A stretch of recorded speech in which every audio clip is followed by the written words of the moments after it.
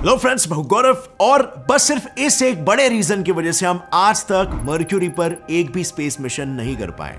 क्या आपको पता है मैं कौन से रीजन की बात कर रहा हूं? वेल, आप ही बताओ, आज तक हमने मार्स पर कितने मिशंस किए हैं?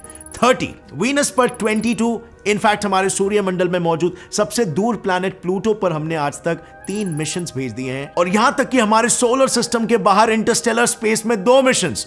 पर आज तक हमने हमारे सबसे नजदीकी प्लैनेट मर्क्यूरी, हाँ आपने सही सुना, वीनस और मार्स से भी ये ज्यादा नजदीक है मर्क्यूरी, लेकिन उसके बावजूद भी हमने मर्क्यूरी में आज तक कितने मिशंस भेजे हैं? Well friends, you are going to be shocked to know about this. So इस गुत्थी की कहानी शुरू होती है 3 नवंबर 1973 साल में। 5:47 AM, launch pad 36B, Florida, Mariner 10, NASA का सबसे पहला प्रोब मर्क्यूरी पे जाने के लिए रेडी है।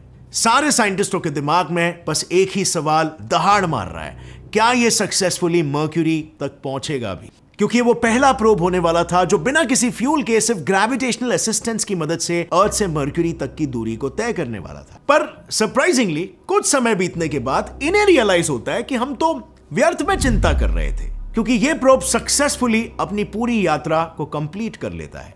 लेकिन अचानक से फिर कुछ ऐसा हो जाता है कि मानो सारी मेहनत पानी में मिल गई, क्योंकि फाइनल फ्लाईबाय के वक्त फ्यूल खत्म होने की वजह से ये मर्क्यूरी के अंदर साउंड की स्पीड से 5 गुना ज्यादा स्पीड में क्रैश लैंड हो जाता है और मर्क्यूरी की सतह से टकराकर तबाह हो जाता है। अब अगर देखा जाए तो इसका मेन काम जो था वो था मर्क्यूरी के फोटोज को अर्थ तक भेजना, और उसने वो किया भी, पर फिर भी इसे आज अनसक्सेसफुल क्यों कहा जाता है? वेल फ्रेंड्स, बात ये है ना, जितने भी प्रोब्स को दूसरे प्लैनेट्स के फोटोज खींचने के लिए डिजाइन किया जाता है वो उस प्लैनेट के 25,000 से भी ज्यादा फोटोज खींचते हैं, पर इस प्रोब ने कितने फोटोज खींचे थे? वेल, सिर्फ 2700, जिसमें वीनस के भी कुछ फोटोज इंक्लूडेड है बाय द वे।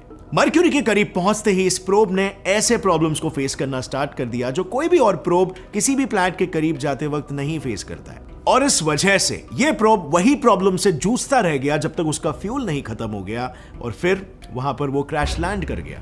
अब मर्क्यूरी में स्पेसिफिकली ऐसे क्या प्रॉब्लम्स है जो ये प्रोब्स को फेस करना पड़ता है? वेल, फॉर स्टार्टर्स, सन की हीट, ग्रेविटी और मर्क्यूरी का खुद का रिफ्लेक्शन। देखो, मर्क्यूरी पर जाने वाले कोई भी प्रोब पर 2 फोर्सेस का इन्फ्लुएंस होता है, एक तो सन की ग्रेविटी और दूसरा मर्क्यूरी की खुद की ग्रेविटी का। अब आप बताओ इसमें से किसकी ग्रेविटी ज्यादा है? ऑब्वियसली सन की।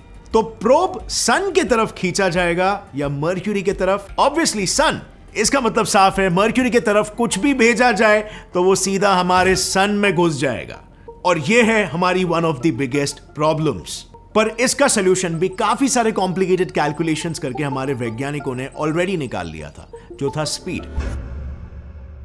देखो, बेसिकली हमें प्रोब की स्पीड को इतना एक्यूरेटली सेट करना पड़ता है कि जब वो हाई स्पीड में मर्क्यूरी के अराउंड जाए तब वो सन की ग्रेविटी से इन्फ्लुएंस ना हो और फ्लाई बाय करके वापस आ जाए और मर्क्यूरी के फोटोज भी खींच निकाले साथ में। You know, kind of like जिस तरह किसी रेस कार को भी एक कर्व्ड रोड पर स्लो होना पड़ता है, उसी तरह अगर प्रोब को मर्क्यूरी के कर्व्ड ऑर्बिट में इंप्लांट करना है तो हमें उसकी स्पीड घटानी पड़ेगी, नहीं तो सेंट्रीफ्यूगल फोर्स उस प्रोब को बाहर की तरफ फेंक देगा। But here there is a catch. अगर स्पीड ज्यादा स्लो रही तो सन या मर्क्यूरी की ग्रेविटी की वजह से वो सीधा उनमें घुस जाएगा, और अगर स्पीड बहुत ज्यादा हो गई तो प्रोब फ्लाई बाय करके वापस तो आ जाएगा पर अच्छे से डेटा को कैप्चर नहीं कर पाएगा। एंड अनफॉर्चुनेटली यही हुआ हमारे मरीनर के साथ भी। लास्ट फ्लाई बाय के वक्त सन के इंटेंस रेडिएशंस की वजह से प्रोब का पाथ डिफ्लेक्ट हो गया और वो मर्क्यूरी के ग्रेविटेशनल इन्फ्लुएंस में आ गया। ग्रेविटेशनल इन्फ्लुएंस बढ़ता गया और वो सीधा जाकर मर्क्यूरी के सतह से टकरा गया। अब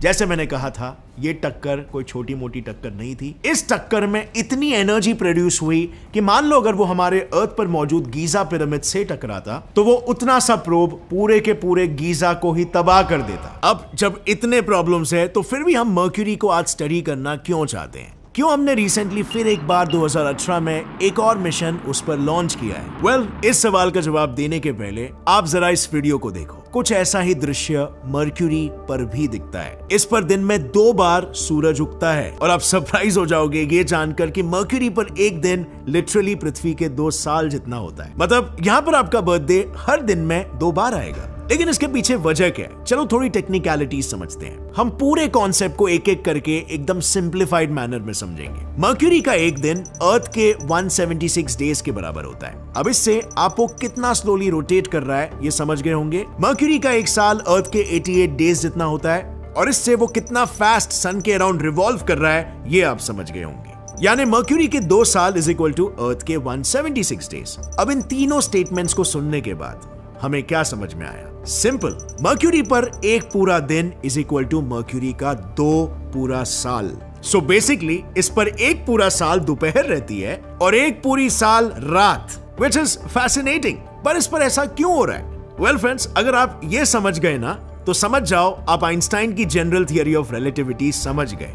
सो चलो इसे समझने के लिए एक सिंपल सा एग्जांपल लेते हैं। बेसिकली आपको हमारा मून टाइडली लॉक्ड है ये तो पता ही होगा। अब ऐसा क्यों होता है? क्योंकि अर्थ की ग्रेविटी का इन्फ्लुएंस चांद पर इतना ज्यादा है कि वो उसे किसी भी डायरेक्शन में घूमने ही नहीं देती, अपने साथ नजरों से नजरें मिलाए रखती है। और बस मर्क्यूरी के केस में भी ऐसा ही है। सन का ग्रेविटेशनल इन्फ्लुएंस उस पर इतना ज्यादा है कि वो उसे रोटेट ही नहीं होने देता है और इसीलिए मर्क्यूरी का रोटेशनल स्पीड काफी कम है। पर रेवोल्यूशन का क्या? वो इतना तेज क्यों है? वेल, वो तो हमारे सौर मंडल के बनते ही डिसाइड हो चुका था। आज से करीब 4.5 बिलियन साल पहले जब सन के इर्द गिर्द मौजूद डस्ट और गैस से बनी प्रोटोप्लैनेटरी डिस्क सिकुड़ रही थी, उस वक्त ही प्लैनेट्स की ट्रेजेक्ट्री और उनका फॉरवर्ड मोमेंटम सेट हो चुका था।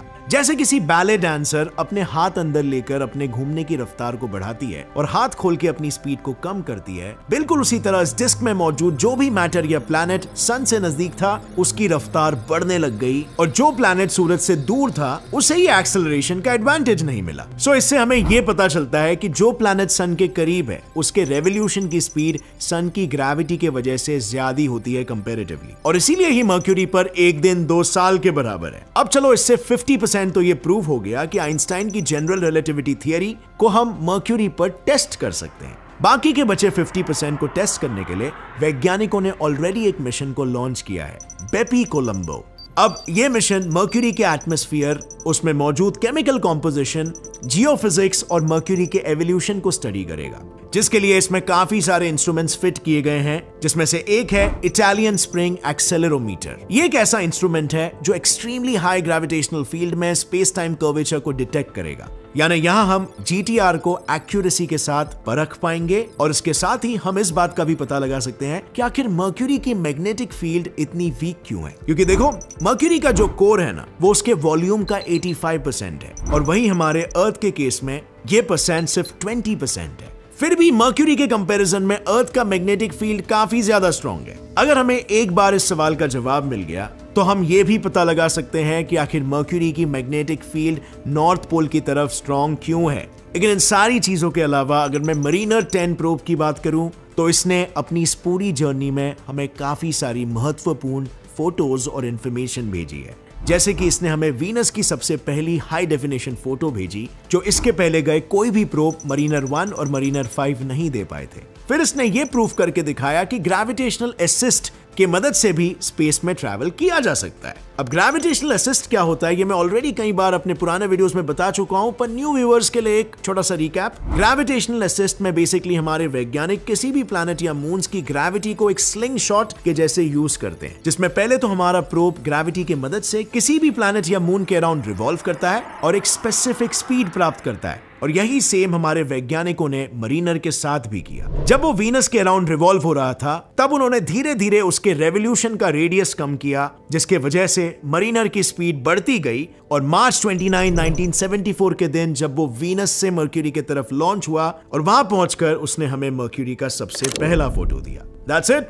यही है ग्रेविटेशनल असिस्ट। और आज इसी के मदद से हमने हमारे 2 प्रोब्स को इंटरस्टेलर स्पेस में भी भेजा है। आज इसी के मदद से न्यू होराइजन प्लूटो के फोटोज खींच पाया है। अगर आपको यह वीडियो पसंद आया तो एक लाइक जरूर ठोकना। See you next time friends, till then as always stay curious, keep learning and keep growing। जय हिंद।